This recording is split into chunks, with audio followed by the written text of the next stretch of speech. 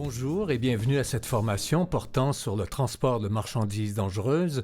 Cette formation vous est présentée par Calium Solutions Incorporée. Dans ce premier module, nous allons faire une introduction au règlement TMD et nous allons couvrir également la classification des marchandises dangereuses. Un expéditeur doit déterminer la classification conformément aux 9 classes assignées aux marchandises dangereuses suivantes. La classe 1, explosifs. La classe 2, gaz. La classe 3, liquides inflammables. La classe 4, solides inflammables. La classe 5, matières comburantes et peroxyde organique. La classe 6, matières toxiques et matières infectieuses. La classe 7, matières radioactives. La classe 8, matières corrosives. La classe 9, marchandises dangereuses diverses.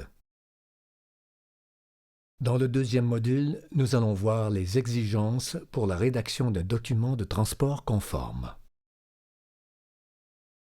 Il n'y a pas de format obligatoire, donc un document comme celui-ci peut être utilisé s'il contient tous les renseignements exigés. Voici en exemple un document comprenant les renseignements exigés. La date est indiquée. Les noms et adresses de l'expéditeur et du destinataire. Le type de contenant.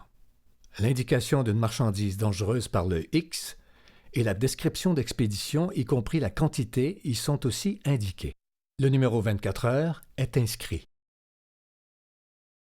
Dans ce module 3, nous allons voir les indications de danger, soit les étiquettes et plaques à utiliser lors d'expéditions de marchandises dangereuses.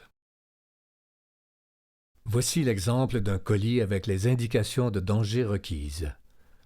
L'appellation réglementaire est liquide inflammable toxique NSA. Par la suite, nous avons l'appellation technique isopropanol entre parenthèses. Les étiquettes pour la classe primaire 3 et la classe subsidiaire 6.1 sont apposées.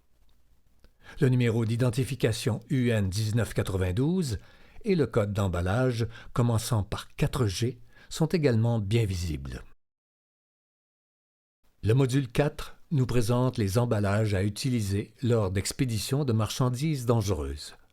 Nous allons aussi voir les exigences pour le chargement et les rapports en cas de rejet. Chaque emballage est sous-divisé selon la sévérité du danger. C'est ainsi que le groupe d'emballage détermine la qualité de l'emballage requis. Le groupe d'emballage n'est pas utilisé pour les classes 2, gaz, classe 6.2, matières infectieuses et classe 7, matières radioactives. Le groupe d'emballage est représenté en chiffres romains. En effet, comme vous le voyez sur l'échelle, le groupe d'emballage 1 représente un danger élevé, le groupe d'emballage 2 représente un danger moyen, alors que le groupe d'emballage 3 représente un danger faible. Parlons donc maintenant des exemptions permises par le règlement TMD. On verra également les exigences pour la formation.